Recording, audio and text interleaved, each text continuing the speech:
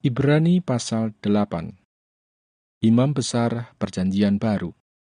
Inti segala yang kita bicarakan itu ialah kita mempunyai imam besar yang demikian, yang duduk di sebelah kanan tahta yang maha besar di sorga dan yang melayani ibadah di tempat kudus, yaitu di dalam kemah sejati yang didirikan oleh Tuhan dan bukan oleh manusia. Sebab setiap imam besar ditetapkan untuk mempersembahkan korban dan persembahan, dan karena itu Yesus perlu mempunyai sesuatu untuk dipersembahkan. Sekiranya ia di bumi ini, ia sama sekali tidak akan menjadi imam, karena di sini telah ada orang-orang yang mempersembahkan persembahan menurut hukum Taurat. Pelayanan mereka adalah gambaran dan bayangan dari apa yang ada di surga, sama seperti yang diberitahukan kepada Musa ketika ia hendak mendirikan kemah. Ingatlah, demikian firman-Nya, bahwa engkau membuat semuanya itu menurut contoh yang telah ditunjukkan kepadamu di atas gunung itu. Tetapi sekarang ia telah mendapat suatu pelayanan yang jauh lebih agung, karena ia menjadi pengantara dari perjanjian yang lebih mulia, yang didasarkan atas janji yang lebih tinggi. Sebab sekiranya perjanjian yang pertama itu tidak tercatat, tidak akan dicari lagi tempat untuk yang kedua.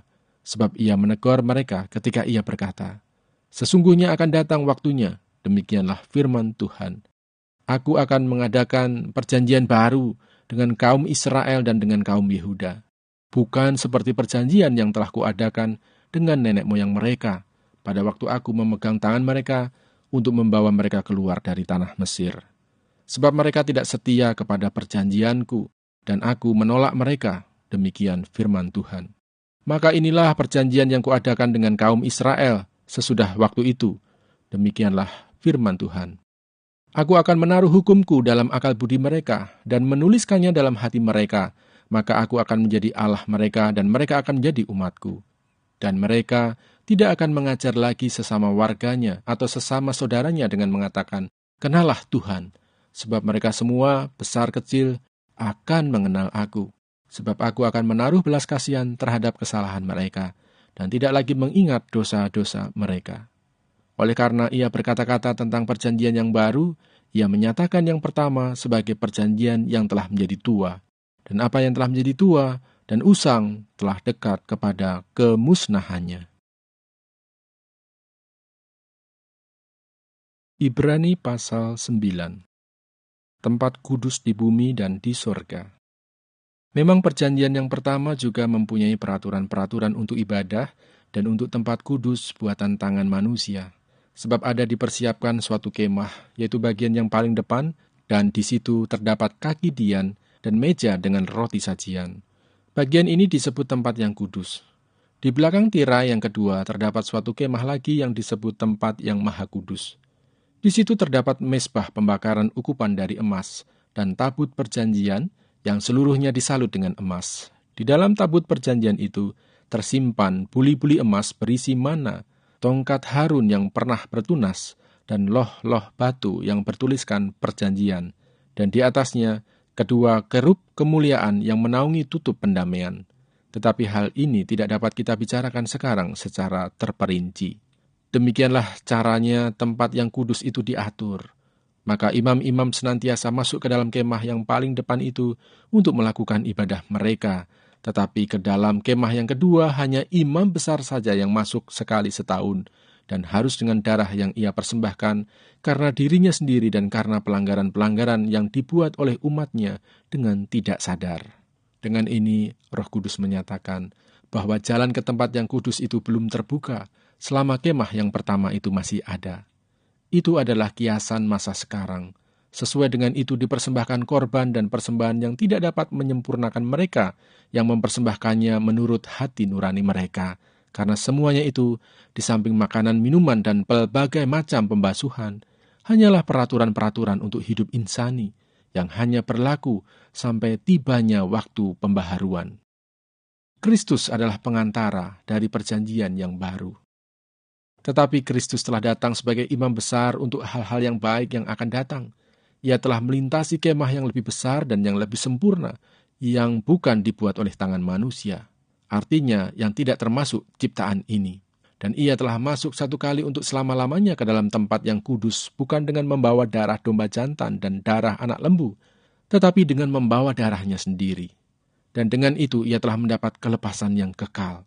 Sebab jika darah domba jantan dan darah lembu jantan dan percikan abu lembu muda menguduskan mereka yang najis, sehingga mereka disucikan secara lahiriah, betapa lebihnya darah Kristus yang oleh roh yang kekal telah mempersembahkan dirinya sendiri kepada Allah sebagai persembahan yang tak bercacat, akan menyucikan hati nurani kita dari perbuatan-perbuatan yang sia-sia, supaya kita dapat beribadah kepada Allah yang hidup.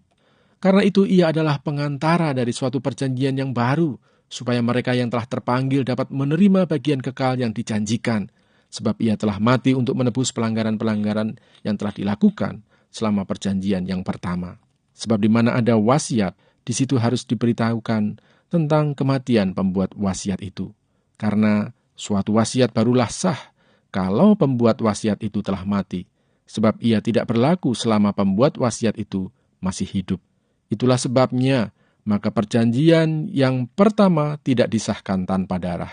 Sebab sesudah Musa memberitahukan semua perintah hukum Taurat kepada seluruh umat, ia mengambil darah anak lembu dan darah domba jantan serta air dan bulu merah dan hisop, lalu memerciki kitab itu sendiri dan seluruh umat, sambil berkata, "Inilah darah perjanjian yang ditetapkan Allah bagi kamu." Dan juga kemah dan semua alat untuk ibadah dipercikinya secara demikian dengan darah. Dan hampir segala sesuatu disucikan menurut hukum Taurat dengan darah, dan tanpa penumpahan darah tidak ada pengampunan. Jadi segala sesuatu yang melambangkan apa yang ada di sorga haruslah ditahirkan secara demikian. Tetapi benda-benda surgawi sendiri oleh persembahan-persembahan yang lebih baik daripada itu. Sebab Kristus bukan masuk ke dalam tempat kudus buatan tangan manusia yang hanya merupakan gambaran saja dari yang sebenarnya, tetapi ke dalam sorga sendiri untuk menghadap hadirat Allah guna kepentingan kita. Dan ia bukan masuk untuk berulang-ulang mempersembahkan dirinya sendiri, sebagaimana imam besar setiap tahun masuk ke dalam tempat kudus dengan darah yang bukan darahnya sendiri. Sebab jika demikian, ia harus berulang-ulang menderita sejak dunia ini dijadikan. Tetapi sekarang ia hanya satu kali saja menyatakan dirinya pada zaman akhir untuk menghapuskan dosa oleh korbannya. Dan sama seperti manusia ditetapkan untuk mati hanya satu kali saja, dan sesudah itu dihakimi, demikian pula Kristus hanya satu kali saja mengorbankan dirinya untuk menanggung dosa banyak orang. Sesudah itu ia akan menyatakan dirinya sekali lagi tanpa menanggung dosa untuk menganugerahkan keselamatan kepada mereka yang menantikan Dia. Ibrani pasal 10. Persembahan yang sempurna. Di dalam hukum Taurat hanya terdapat bayangan saja dari keselamatan yang akan datang dan bukan hakikat dari keselamatan itu sendiri. Karena itu dengan korban yang sama, yang setiap tahun terus-menerus dipersembahkan, hukum Taurat tidak mungkin menyempurnakan mereka yang datang mengambil bagian di dalamnya. Sebab jika hal itu mungkin, pasti orang tidak mempersembahkan korban lagi, sebab mereka yang melakukan ibadah itu tidak sadar lagi akan dosa setelah disucikan sekali untuk selama-lamanya. Tetapi justru oleh korban-korban itu setiap tahun orang diperingatkan akan adanya dosa. Sebab tidak mungkin darah lembu jantan atau darah domba jantan menghapuskan dosa. Karena itu ketika ia masuk ke dunia, ia berkata, "Korban dan persembahan tidak engkau kehendaki, tetapi engkau telah menyediakan tubuh bagiku. Kepada korban bakaran dan korban penghapus dosa engkau tidak berkenan." Lalu aku berkata, "Sungguh, aku datang. Dalam gulungan kitab ada tertulis tentang aku, untuk melakukan kehendak-Mu, ya Allahku."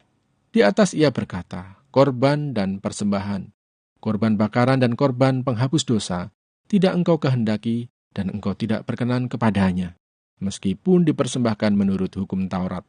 Dan kemudian katanya, "Sungguh, aku datang untuk melakukan kehendak-Mu." Yang pertama ia hapuskan supaya menegakkan yang kedua.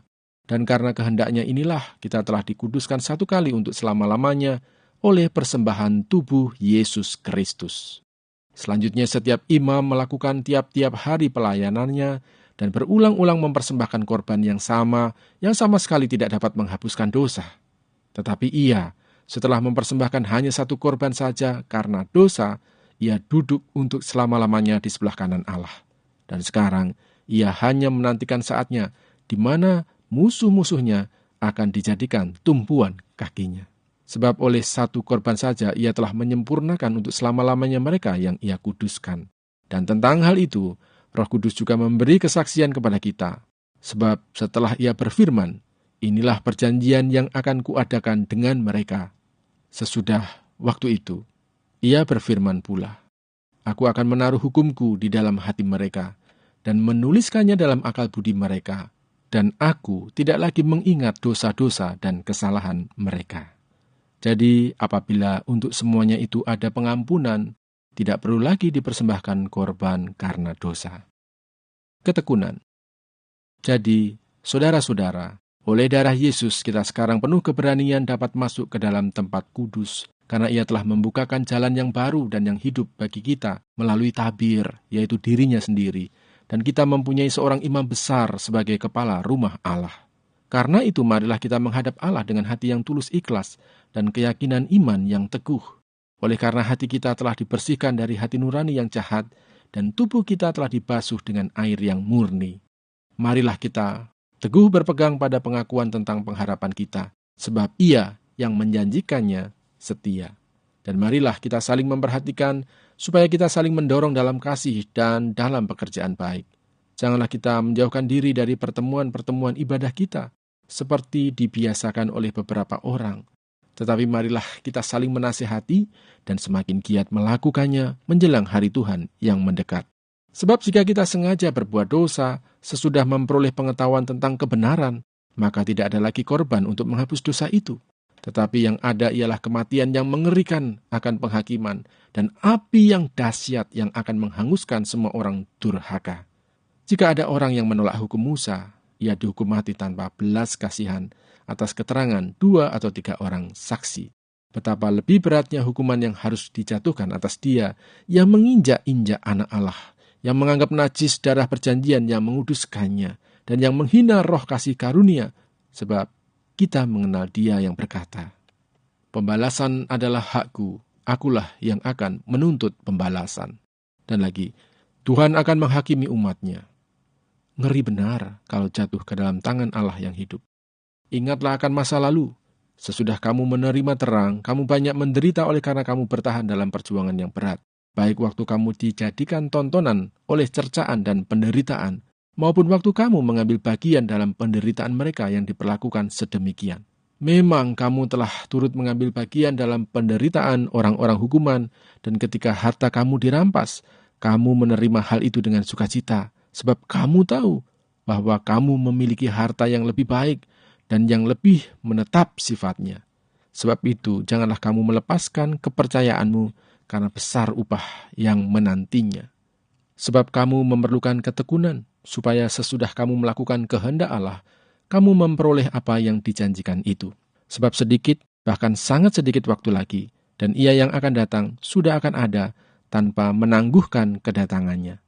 Tetapi orangku yang benar akan hidup oleh iman, dan apabila ia mengundurkan diri, maka aku tidak berkenan kepadanya. Tetapi kita bukanlah orang-orang yang mengundurkan diri dan binasa, tetapi orang-orang yang percaya dan yang beroleh hidup.